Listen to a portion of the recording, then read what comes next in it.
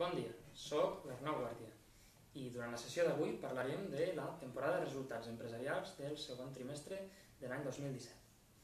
De forma agregada, els resultats han estat força positius i ens mostren certa continuïtat respecte del que estem veient durant els últims trimestres.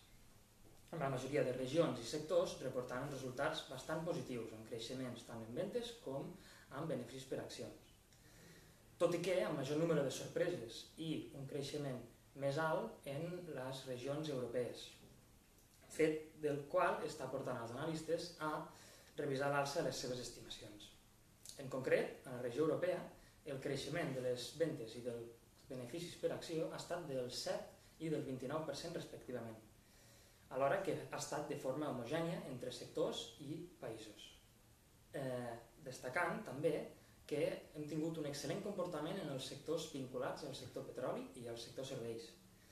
A l'altra banda de l'Atlàntic, als Estats Units, l'índex de referència de l'Standard & Poor's 500 ha reportat uns resultats bastant en línia amb els que hem vist a Europa en termes de ventes, tot i que en beneficis per acció s'ha quedat una miqueta per sota.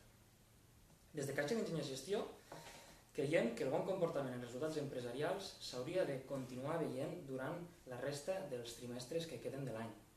I en particular estem molt positius en les perspectives en les regions europees, donat que l'acceleració econòmica i la millora dels indicadors avançats s'està començant a traslladar a les companyies, alhora que s'hauria de continuar veient uns interessants retorns ajustats pel risc en les carteres paneuropees de Caixa d'Enginyers Gestió.